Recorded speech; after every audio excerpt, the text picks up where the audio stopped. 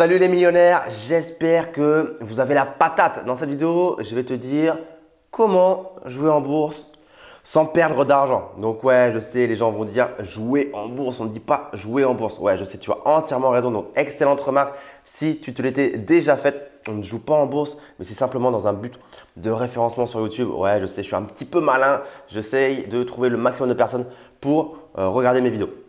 Donc avant qu'on commence justement cette vidéo, eh bien, abonne-toi à la chaîne YouTube, très important pour que tu puisses rejoindre une communauté de plusieurs milliers d'entrepreneurs et d'investisseurs. Et également, lis bien la barre de description puisque je vais t'offrir un petit cadeau. Il s'agit de ce cadeau. C'est mon livre papier des bords de la fac à l'indépendance financière. Tu vas trouver un petit lien et je te l'enverrai gratuitement chez toi. Tu as simplement à payer les frais de livraison et tu vas recevoir un livre de 244 pages dans lequel je t'explique comment je suis passé des bancs de la fac à l'indépendance financière. Donc, je vais décomposer cette vidéo en deux parties. Une première partie, je vais te donner 5 points que tu dois avoir en tête lorsque tu veux jouer en bourse, entre guillemets, ou du moins investir en bourse. Et en deuxième partie, je t'expliquerai rapidement quelle est moi personnellement ma méthode d'investissement sur les marchés financiers. Tu vas voir, c'est vraiment en mode feignasse ultime. Donc, reste bien jusqu'à la fin de la vidéo si tu fais partie de la team feignasse. Donc, premier point, ça va être quoi? Ça va être prêt à perdre de l'argent. En bourse, de toute façon, pas forcément toujours, tu ne peux pas perdre plus que ton capital. Donc, je ne sais pas si c'est une bonne nouvelle pour toi. Pas forcément parce que quand on parle de perte, ce n'est pas forcément une bonne nouvelle. Mais l'idée, c'est que si tu ne t'amuses pas à faire des effets de levier, tu ne risques pas de perdre plus que du capital que tu as investi. Donc, l'idée, c'est de dire que tu dois être prêt à perdre de l'argent. Bien évidemment, quand tu investis dans quelque chose, tu n'es pas là dans l'objectif de te dire « Ouais, si je perds, c'est pas grave ». Non, l'objectif, c'est quand même de faire un retour sur investissement, un ROI positif et de gagner de l'oseille. Sinon, qui va s'embêter à investir sur les marchés financiers si c'est pour perdre de l'argent? Autant le laisser sous le matelas, ça sera plus simple. Mais d'ailleurs, je te déconseille de mettre ton oseille sous le matelas, c'est vraiment pas une bonne idée. Deuxième point, c'est que tu n'as pas vendu, tu n'as pas perdu. Mais tu n'as pas vendu, tu n'as pas gagné non plus.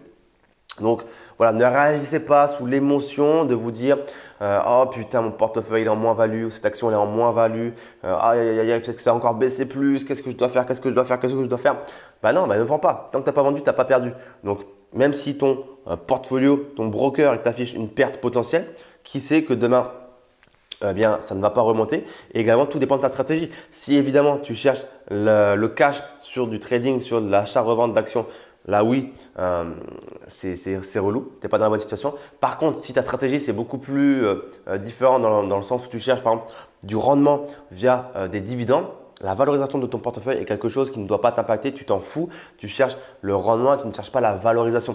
Donc, peu importe. Donc, pas vendu, pas perdu, pas vendu, pas gagné. Ok? Troisième conseil, ça va être de déterminer ton aversion au risque.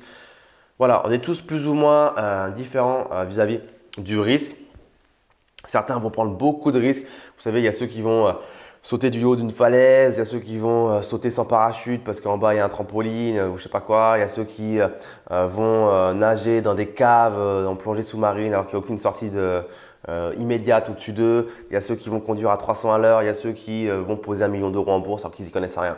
Bon bref, c'est pas courant. Enfin, je pense pas et j'espère pas. Mais il faut déterminer son aversion au risque. Jusqu'où tu es prêt à aller vis-à-vous du risque, jusqu'où tu vas te sentir encore relativement bien vis-à-vis du risque que tu as pris.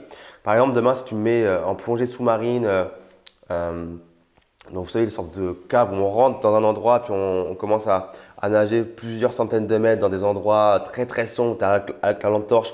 Au-dessus, tu n'as rien, tu as juste de la roche, tu ne peux pas remonter direct. Moi, ça me ferait paniquer de ouf, je ne serais pas bien.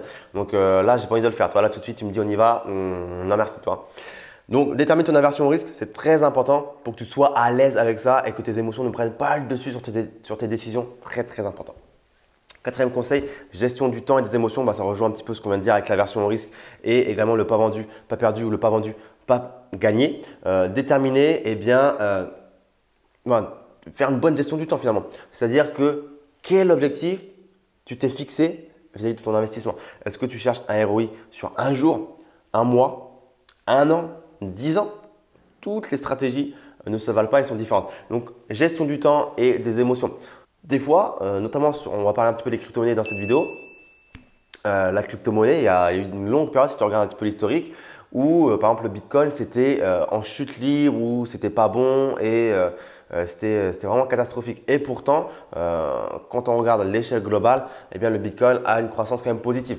Donc, encore une fois, il faut s'accorder une échelle de temps relativement bien précise, savoir sur quel horizon d'investissement tu investis. Encore une fois, personne ne sait comment les marchés financiers vont évoluer. Donc, si tu as confiance aux actions dans lesquelles tu as investi et que tu as fait ton travail d'analyse au début, eh bien, il n'y a pas de raison que ton action elle perde 50%, 75% ou 80%, sauf s'il y a la guerre dehors. Mais dans ce cas-là, je ne pense pas que ta priorité, ça sera de savoir si ton action elle est en train de monter ou en train de descendre.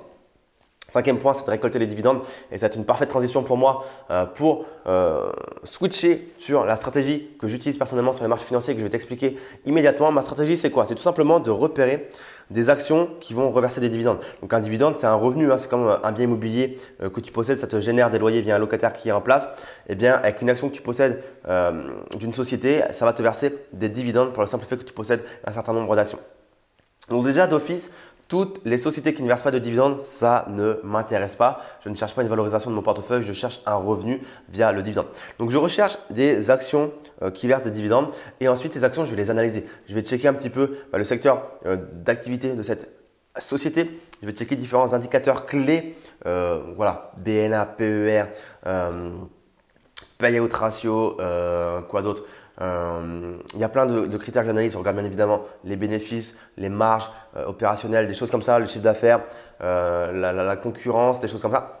Et là, je me dis oui ou non, j'investis dans cette société. Et une fois que j'investis dans la société et que j'ai des actions, les actions, je les détiens à vie. C'est-à-dire que jamais, mais alors là, jamais, je ne m'en séparerai, sauf s'il y a vraiment un gros problème. Donc les gros problèmes, ça pourrait être quoi? J'ai besoin de cash, je suis dans la merde, il faut que je revende tout pour que j'ai du cash. Mais j'espère pas en arriver à ce point-là encore une fois. Deuxième point, c'est que la société en question dans laquelle j'avais investi à la base, elle a changé drastiquement de direction. Je sais pas, changement de politique interne, changement de PDG ou changement de conjoncture économique ou gros problèmes financiers, j'en sais rien, ça peut arriver encore une fois. Rien n'est figé dans le temps, beaucoup de choses sont movibles. Donc voilà. Mais l'idée, c'est que je ne passe qu'un seul ordre d'achat, je renforce mes positions et je ne revends jamais. Donc voilà en tout cas ma stratégie sur les marchés financiers.